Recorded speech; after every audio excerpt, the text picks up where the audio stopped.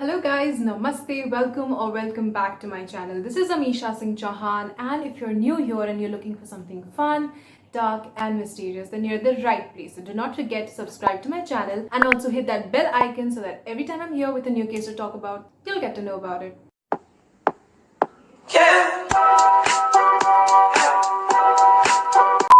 So today we're going to discuss the case of Shanda Sharer, and if you haven't heard about this case, then let me tell you guys that this is a very heavy case. It involves heinous torture and it's just something that every time I think about, it just sends a weird kind of electric in my body. Now before I begin with the case, a short disclaimer that I intend no disrespect or harm to any individual. This video is only for educational purposes and all the information that I will be giving out to you guys is directly from the internet. So let's begin.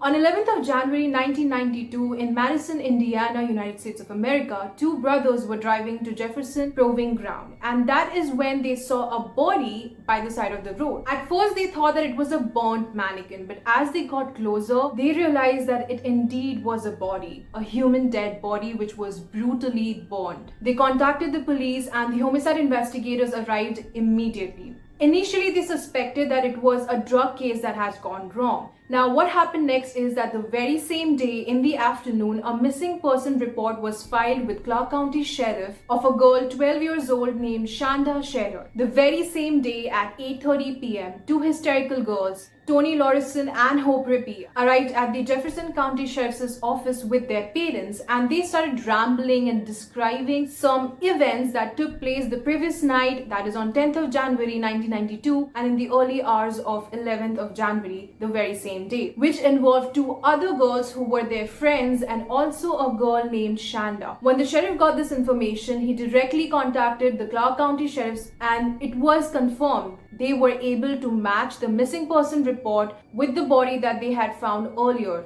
that day. Also, they obtained dental records which positively identified Shanda Sharer as the victim. So yes, the body that was found by the road that day was of a 12-year-old girl, Shanda Sharer, and she was burned. So let's rewind a little and find out what exactly happened the late hours of 10th of January and early hours of 11th, and also what happened that led to those events. Shanda Sharer was born in Pineville, Kentucky on June 6th of 1979. Her parents divorced after some time, after which her mom remarried and they shifted to another town. And her mother went through another divorce, and that is when the family decided to shift to New Albany, Indiana in June of 1991, where Shanda joined Hazelwood Junior High. Now over there, she was described as someone who was very cheerful and joyous. She was doing really well in athletics and quite well in academics as well. Now over there, she met Amanda Haverin. Their relationship did not start really good. I mean, the first time they met, honestly, they got into a fight and it was so intense that the teacher had to come between.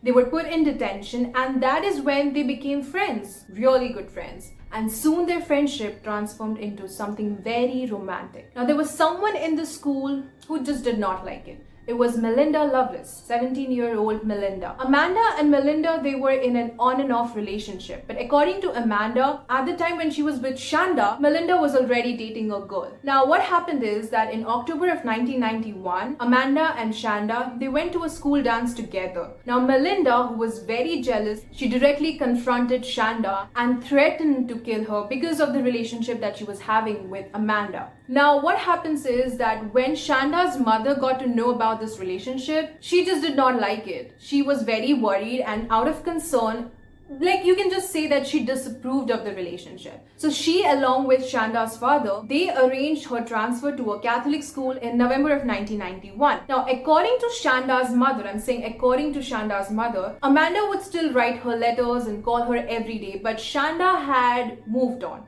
Again, according to the mother. So let's talk about what exactly happened on January 10th and 11th of 1992. Now, the very same two girls, Hope Rippey and Toni Lorison, who were 15 years at the time, they went to their friend's house, Lori Tackett, who was 17 at the time.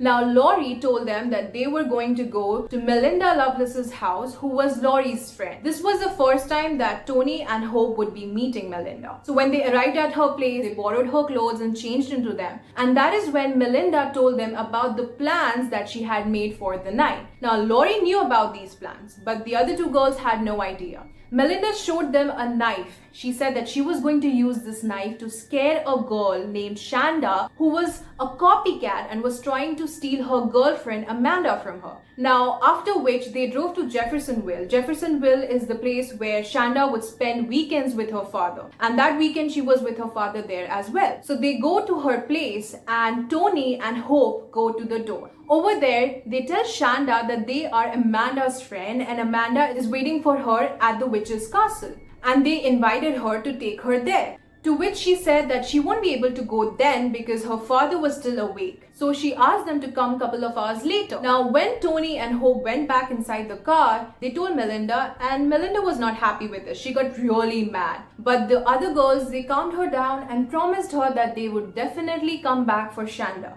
After which they even went to a punk rock show by the band Sunspring. Now, after they were returning from the show back to Jeffersonville to pick up Shanda, Melinda said to other girls that she can't wait to kill her. End quote.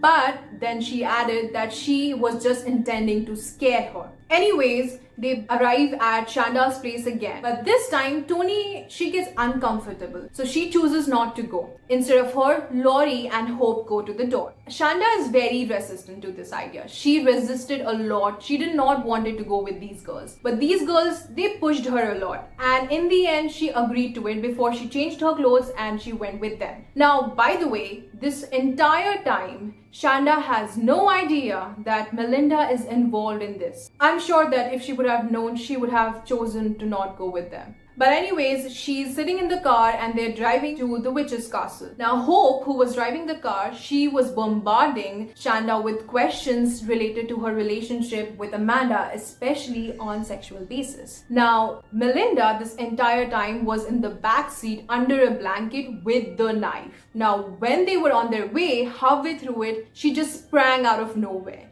And she got that knife on Shanda's throat. Shanda got really scared and she started sobbing, begging them to take her back. But Melinda was not taking any of this. She was yelling and screaming at her and cussing her because of her relationship that she had with Amanda. Now, they finally reached the witch's castle, after which all the girls literally dragged Shanda inside. All the time she was crying. Lori, in fact, started telling them this legend, this local folklore, that the castle was actually house of 9 witches and the townspeople, they burned it down to kill them. And she said that there were so many corpses and bones of people, dead people inside, and soon it will have Shanda's bones as well. Obviously, Shanda was very scared, and after this, she was terrified to another extent. All this time she was begging her. Now they bounded her with her rope. Melinda took all of her rings and she gave the Mickey Mouse watch that she was wearing to Hope, to which Hope was just dancing to the tune that it played. After which, Lori went to the car and she retrieved a t-shirt which had a smiley face on and she lit it, like she burnt it.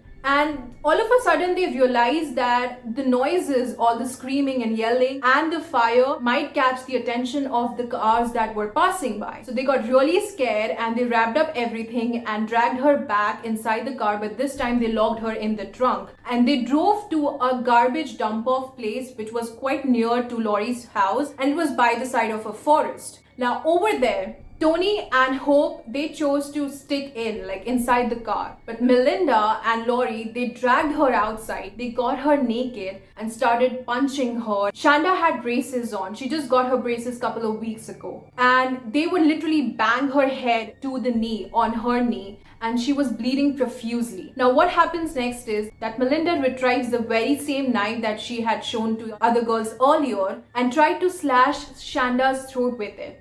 But it was too dull, so she wasn't able to do that. Now what happens is that Lori calls for Hope. Now Hope pulls her down, like she puts her down, forces her down on the ground. And meanwhile, Melinda and Lori, they took turns to repeatedly stab Shanda with that knife. Now after which they used the very same rope and strangulated her until the point she got unconscious, and then they announced to other girls that Shanda was dead, after which they put her back in the trunk, locked her up, and they drove to Laurie's house. Over there, they got themselves clean because they were dirty with all the blood and everything. They snacked. Now, while they were talking about all of this in Laurie's house, Shanda started making noises again from the trunk. And Laurie did not wanted her parents to hear that. So she went outside with a paring knife. She opened the trunk and she stabbed her continuously, repeatedly. And then she walked back inside her house and she was dirty and she got cleaned again. Around 2:30 a.m., Melinda and Laurie, they decided that they wanted to go for country cruising. And the other two girls, Tony and Hope, they were tired, so they chose just to stick back and take a nap. While they were driving around the countryside, Shanda woke up from her unconscious state and she started screaming and crying and making gurgling noises. And Laurie and Melinda, they definitely did not want it to get noticed. So they stopped their car in this deserted place. By the way, this is around like 3 o'clock in the morning. So there are not a lot of people on road, right? So they stopped their car at this deserted place and Laurie went outside. She literally took out this tire iron and she sodomized Shanda with it. She even used the very same tire iron to hit her and then later asked Melinda to smell it.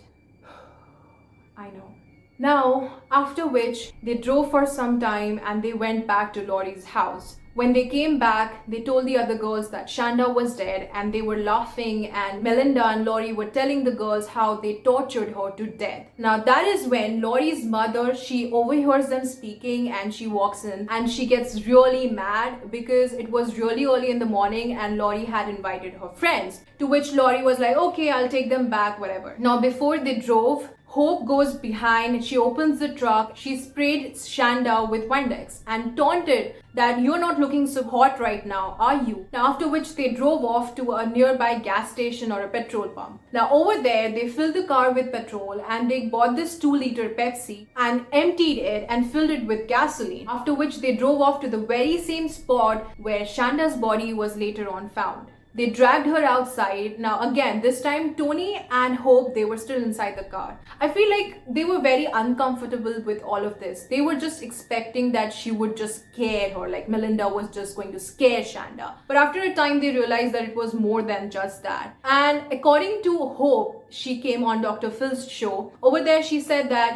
she just felt the pure pressure. Like she was under this pressure and she couldn't just go against Melinda. This is not what I'm saying. I'm not defending them or anything, but this is what Hope said in her defense. Now, whatever, Laurie and Melinda, they drag her outside. She's wrapped up in a blanket and again, they start beating her. But after some time, Laurie asks for Hope to come outside. She screams at her and Hope gets out of the car and Laurie asks Hope to pour the gasoline on her, which Hope did. And they lit her on fire. After which they went away, but then Melinda was just not convinced, so they came back to the spot and they poured the rest of the gasoline on her. Now after which, Tony and Hope were dropped at their respective homes and Melinda and Laurie, they got back home to Laurie's place and they started calling their friends and telling them about this incident, but obviously nobody believed it. They even told Amanda about it and Amanda, of course, she did not believe this. So they arranged a pickup. Now when they picked her up, and again, she was not believing this entire thing, so Melinda showed her the trunk. The trunk was still bloody and Amanda was completely terrified. She started begging her to take her back home. Now when they arrived at Amanda's place, before Amanda left, she promised and she kissed Melinda that she would never ever tell this to anyone. We know what happens next. Tony and Hope, out of guilt and out of remorse, they go to the police and confess about everything. The coroner said to the mother, to Shanda's mom, that Shanda could have survived everything. The sexual assault, all the beatings, everything. She could have survived all the stabs as well. She might have had some kind of injury, but other than that, she still could have had her life if they wouldn't have burned her. The cause of death was because of inhalation of smoke. So that means that while she was burned, she was still alive and she could have definitely have had lived. It is very strange for me to think of, girls like teenagers inflicting so much pain on someone else. But anyways, by the next morning, all the girls were arrested and it was decided by the court that they will be trialed as an adult. Also, so as to avoid death penalty, all the girls accepted the plea bargain. Now let's talk about the mitigating factors over here. All the girls had troubled backgrounds with claims of sexual abuse or physical abuse either by a parent or by other adult. Also, Tony, Hope and Lori, they had history of self-harm. Toni Laurison was diagnosed of borderline personality disorder and she was suffering from hallucinations. And Melinda, who was the ringleader over here, she had the most extensive history of abuse and mental health issues. Now, all the girls were convicted of their crimes. Lori Tackett and Melinda Loveless, they were sentenced to 60 years in jail. Hope Rippey, she was sentenced 60 years as well, but had her 10 years deducted because of mitigating circumstances, plus additional 10 years on her appeal. In total, she had 35 years of sentence. Toni Lawrence, in exchange of cooperation, she was allowed to plead guilty to 1 count of criminal confinement and was sentenced to 20 years in jail. Now, all the girls, they were released from their punishment before they even served their entire punishment. Toni Lawrence was released on 14th of December 2000 after she served only 9 years of her original 20-year sentence. Hope Rippey, she was released on 20th of April 2006 after she served only 14 years of her original sentence. Lori Tackett was released from the jail on 11th of January 2018 after she served only 26 years of her original 60 years of sentence. And Melinda Loveless, she was released on 5th of September 2019 only after serving more than 26 years of her original 60-year sentence. Now the thing is, like I was saying earlier, that it is just too difficult to imagine teenagers, people who are like from 15 to 17 years of age, doing something to their fellow age group people. Whenever we hear of such stuffs, we imagine someone who is much older. And the fact that even after all the torture that Shanda was inflicted, she could have survived.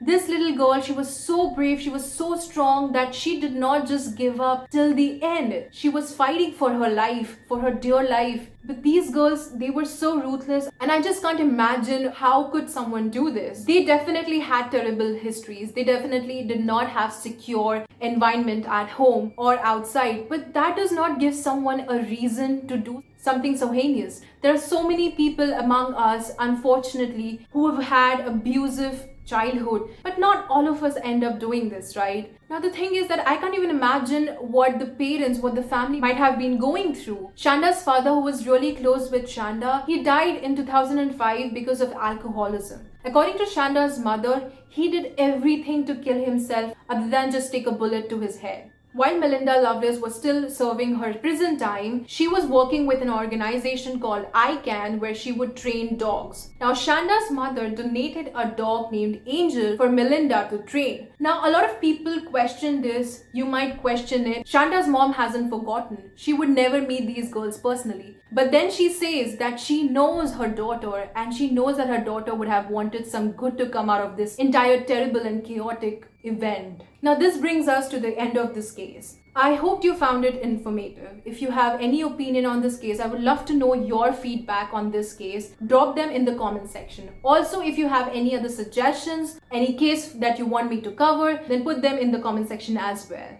And if you want me to keep on making such videos, then do hit the like button and subscribe if you haven't. And most importantly, you guys, take care of yourself. Bye bye.